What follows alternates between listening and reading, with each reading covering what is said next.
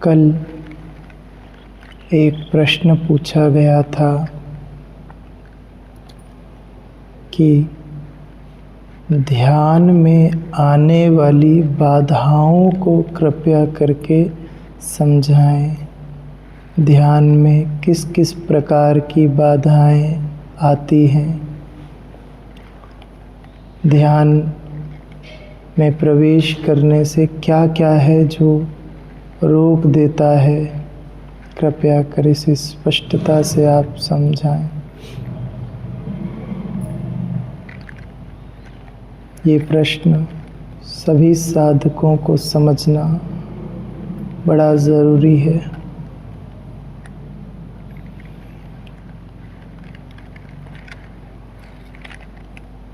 ध्यान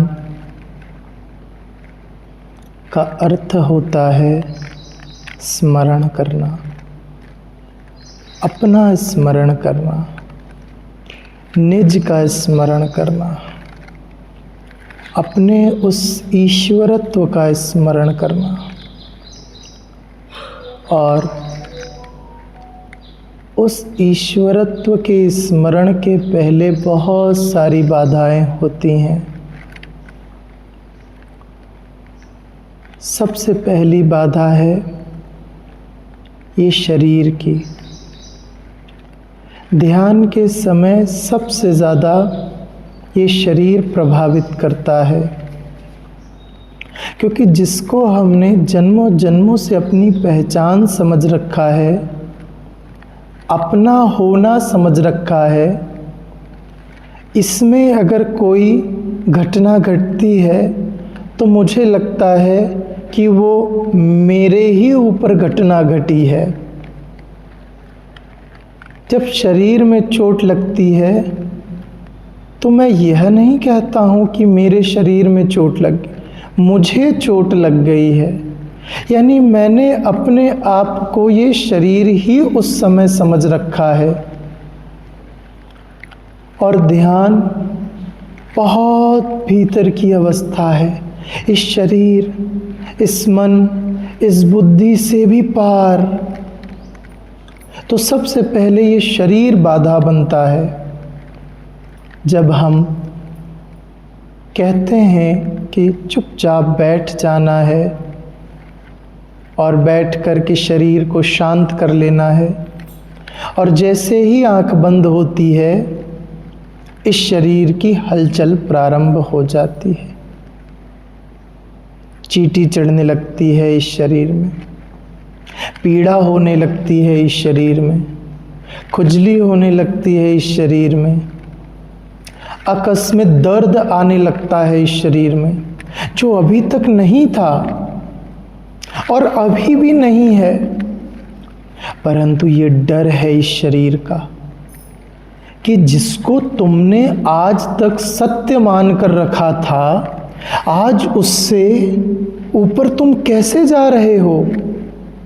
वो शरीर रोकने की चेष्टाएं करता है, वो शरीर पकड़ने की चेष्टा करता है, क्योंकि हम अपने आप को शरीर ही तो मानकर जी रहे हैं। तब शरीर कहता है नहीं, मैं तुम्हें अपने से ऊपर नहीं जाने दूंगा। इसीलिए सबसे पहला संकल्प होता है ध्यान का कि जितनी देर हम ध्यान में बैठें, चाहे कुछ भी हो जाए, परंतु इस शरीर को हिलने डुलने की अनुमति नहीं देंगे। इससे ये स्मरण होता है कि मात्र मैं यह शरीर ही नहीं हूं, मात्र इस शरीर को दिया हुआ नाम ही नहीं हूं, इसके अलावा भी कुछ हूं। जब हम शरीर के ऊपर उठते हैं तो दूसरी सबसे बड़ी बाधा मन की आती है। मन भावनाओं का फैलाव है, मन वासनाओं का फैलाव है, मन इच्छाओं का स्वरूप है। जहाँ अनंत इच्छाएं पड़ी हुई हैं, ढेरों इच्छाएं, ना जाने किन किन चीज़ों को देखकर तुम्हारे भीतर क्या क्या इच्छा उपजी हो, जिसे तुमने प्रकट कर ही ना पाया हो कभी। वो सारी इच्छा मन में बनी रहती है और भिन्न भिन्न प्रकार से वो पूर्ण कराता चला जाता है। लेकिन जब ध्यान में हम बैठते हैं तो हम कहते हैं सूत्र का स्मरण रखना है, और जैसे ही सूत्र हम दोहराना चालू करते हैं मन की वासना टूटने लगती है, मन की पकड़ छूटने लगती है, मन घबराता है और ना जाने कितने पुराने से पुराने विचारों को प्रकट कर देता है, ना जाने कितने अतीत के स्वप्नों में हमें ढकेल देता है। भविष्य में जो अभी हुआ ही नहीं वो स्वप्न दिखाने लगता है। हम कैसे भी करके वंचित हो जाएं उस सूत्र से, हट जाएं उस सूत्र से, वो हमें हटा देना चाहता है। डर रहा है वो, उसकी पकड़ छूट रही है, घबरा रहा है। कई बार तो वो ऐसे भी प्रयास करता है कि ठीक है, बुरे स्वप्न, बुरे विचार तुम्हें अच्छे नहीं लगते, उन्हें मत देखो, अच्छे विचार मैं तुम्हें दे देता हूं, उन्हें देखना चालू कर दो। संसार के विचार नहीं देखना है, मत देखो, ईश्वर के विचार देखने लग जाओ। ध्यान रखना, ये भी उसकी चालबाजी है, ये भी उसके षड्यंत्र हैं। वो कैसे भी करके तुम्हें विचारों में उलझा देना चाहता है। अच्छा विचार या बुरा विचार मायने नहीं रखता, मात्र विचारों का होना मायने रखता है। वहां विचार है, बस ये दोष है।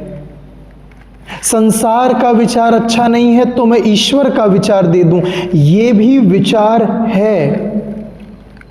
और जब तक वहां विचार शेष है तुम मन से ऊपर नहीं जा सकते हो। इसीलिए हम सूत्र देते हैं, मंत्र नहीं, क्योंकि मन का अर्थ होता है मन को नियंत्रण में करने वाला किसी दूसरे श्रेष्ठ विचार से। अंतिम क्षणों में वो मंत्र भी एक विचार बनकर हमें मात्र एक नए विचार पर रोक देता है, और सूत्र अपना कार्य करके धीरे से चला जाता है। मन बहुत विचित्र विचित्र प्रकार से तुम्हें रोकेगा, पर रुकना नहीं, सूत्र पर तुम टिके रहना। और जैसे ही कोई साधक मन के भी ऊपर उठ जाएगा, बुद्धि, उसका अहंकार अंतिम में उसकी प्रतीक्षा कर रहा होता है। वो बुद्धि बहुत भिन्न भिन्न प्रकार से तुम्हें उलझाने के प्रयत्न करेगी। वो तुम्हें डराएगी, ये क्या कर रहे हो, ये क्यों बैठ रहे हो, बैठने से भला कुछ होता है क्या, कुछ करो, कुछ सेवा करो, कुछ किसी का कल्याण करो, कुछ जाप कर लो, कोई मंत्र पढ़ लो, कोई यज्ञ कर लो, कोई अनुष्ठान कर लो। ये सब क्या कर रहे हो चुपचाप बैठ करके, बैठने से भला कुछ होता है क्या, चुपचाप कुछ करो। बुद्धि कुछ करवाना चाहती है, क्योंकि उसे पता है जब तक तुम करने वाले बने रहोगे तब तक वो अकर्ता प्रकट नहीं हो सकता। जो शांत है उसे तुम्हें शांत होकर ही पाना है। जो अकर्तापन में प्रविष्ट है उसे तुम्हें अकृत्य में ही पाना है। जो कुछ भी नहीं कर रहा है, मात्र देख रहा है, तुम्हें उसे उस देखने वाली अवस्था में ही पहुंचकर पाना है। तो बुद्धि तुम्हें कृत्यों में उलझा देना चाहती है, क्योंकि कृत्यों से तुम्हारा अहंकार पुष्ट होता है। मैं मंत्र जाप करने वाला हूं। देखो जरा, जो मंत्र का जाप करते हैं, मैं एक दिन में 1000 जाप करता हूं, एक दिन में मैं इतने बार नाम जाप कर रहा हूं, मैं करने वाला हूं, काउंटिंग चल रही है हाथों पर देखो मैंने दिन के 5 लाख संकल्प पूरे किए, मैंने मंत्र चल रहा है लेकिन अहंकार मेरा बचा हुआ है। मैं शास्त्रों को पढ़ने वाला हूं, मैं पढ़ने वाला हूं, मैं सेवा कर रहा हूं दीन दुखियों की, दरिद्र नारायण की, मैं करने वाला हूं। तुम्हारा वो अहंकार तो बचा ही हुआ है। तुम उस अहंकार से, उस कर्तापन से भला कैसे पार हुए हो अभी? नहीं, वो बुद्धि अंतिम में बहुत सूक्ष्म रूप से तुम्हारे कृत्यों में तुम्हारे अहंकार को वो पुष्ट कर देती है और तुम बड़े खुश हो जाते हो। नहीं, वो अंतिम बुद्धि अहंकार बचा रहता है। तुम उस अहंकार में भी मत रुकना। हर भरसक प्रयास करेगी बुद्धि। जब तुम शरीर से ऊपर उठोगे तो बुद्धि ही तुम्हें ये डर का स्वप्न भी देगी कि तुम क्या कर रहे हो, तुमसे तुम्हारी सत्ता छिनने लग गई है। वो तुम्हें अहम से जोड़ेगी, परंतु डरना मत। स्वप्न में वो तुम्हें निद्रा में प्रवेश कराएगी, विचारों में प्रवेश कराएगी, तुम्हारे अहंकार को पुष्ट करेगी। तुम घबराना मत। और अंत में जैसे जैसे उसका डर बढ़ने लग जाएगा वैसे वैसे वो शांत होती चली जाएगी। जैसे जैसे तुम्हारा समर्पण गुरु के प्रति बढ़ता चला जाएगा वो ठहरने लग जाएगी। जैसे जैसे कुछ विराट की झलकियां आना प्रारंभ होने लग जाएंगी वो ठहरने लग जाएगी। और जैसे ही वो ठहरी तुम अपने स्मरण में प्रवेश कर जाओ, अपने स्वयं में स्थित होने लग जाओगे, तुम भी वो ही होने लग जाओगे। इसीलिए शरीर के रूप में तुम्हें भटकाएगा, मन विचारों के रूप में भटकाएगा, धारणाओं के रूप में भटकाएगा, बुद्धि तुम्हारे अहंकार को तुमसे जोड़ कर देखेगी। लेकिन जैसे ही तुमने इन 3 तलों को पार किया तुम धीरे धीरे शांत होने लग जाओगे, उस ध्यान में अपने स्मरण में डूबने लग जाओगे और तुम्हें तुम्हारी निज स्वत्ता का, गरिमा का स्मरण आ जाएगा। तुम वो ही हो ये तुम्हें महसूस होने लग जाएगा। इसीलिए इन 3 तलों से धीरे धीरे ऊपर उठते जाना है, धीरे धीरे ऊपर उठते जाना। इसी से संबंधित एक प्रश्न पर हम बात कर रहे थे। पहला चरण हमने बताया था कि शरीर के प्रति होश से भरने के कुछ प्रयोग करते रहना है। चलते चलते थोड़ा सा देखना है कि मेरे पैर चल रहे हैं, मैं नहीं। भोजन करते करते थोड़ा सा देखना है कि मेरे हाथ मेरे मुख को भोजन दे रहे हैं, मैं नहीं कर रहा। सुनते सुनते देखने लग जाना है कि कान सुन रहे हैं, मैं नहीं। अपने और इस शरीर के बीच में थोड़े थोड़े संबंधों को, दूरियों को स्पष्ट करना है कि कृत्य ये शरीर कर रहा है, मैं नहीं। ऐसे धीरे धीरे शरीर से तुम्हारी सत्ता प्रकट होने लग जाएगी। दूसरी बात, मन के प्रयोगों की व्याख्या हमें करनी थी। भिन्न भिन्न प्रयोग हमने शरीर के बताए, उन्हें करते रहना है। कुछ प्रयोग मन के बताते हैं जिससे मन की और आपकी दोनों के बीच का अंतर स्पष्ट होगा। मन के ऊपर उठने के लिए छोटे छोटे संकल्प बनाना प्रारंभ करना है। छोटे छोटे संकल्प। किसी दिन संकल्प लेकर बैठ जाना है कि मैं 1 घंटे तक कोई पुस्तक पढ़ूंगा या पढ़ूंगी, और बस 1 घंटे तक वो पुस्तक पढ़ते रहना है।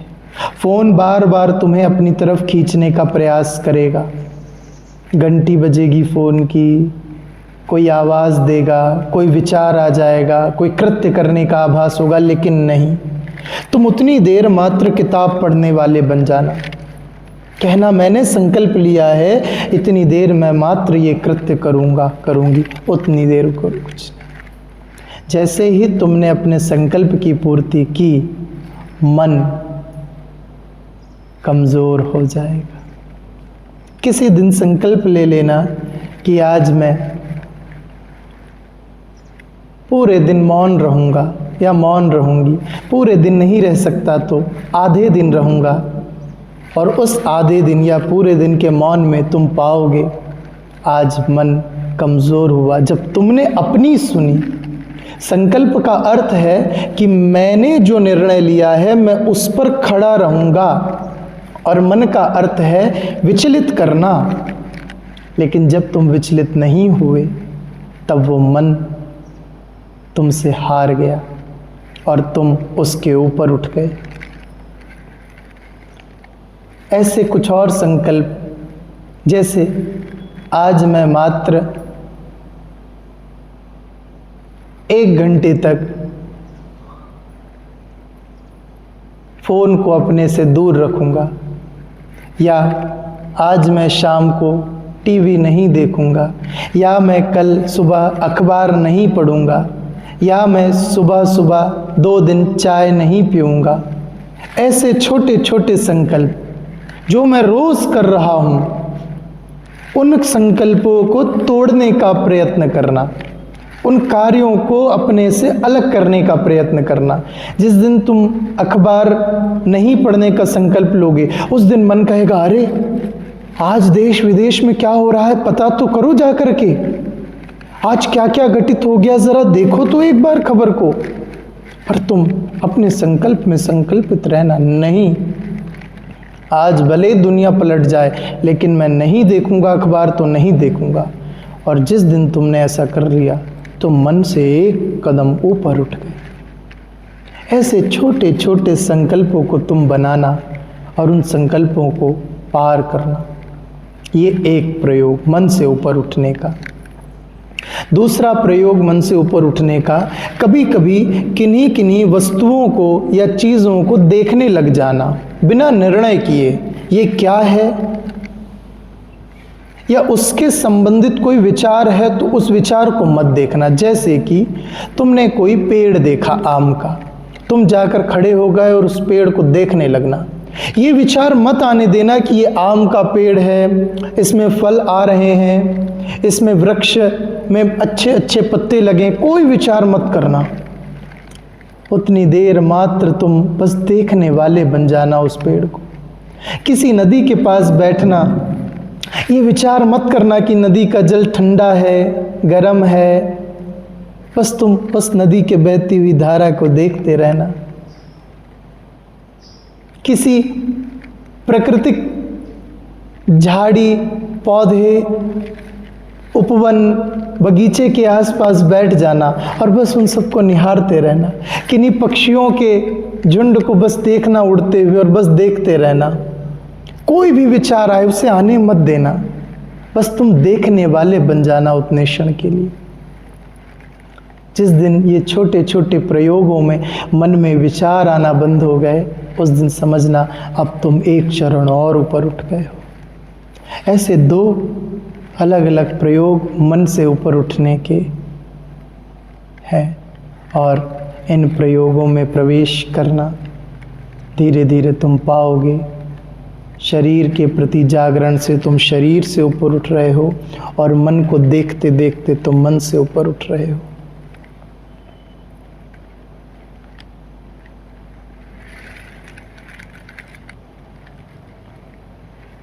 आज के लिए इतना पर्याप्त।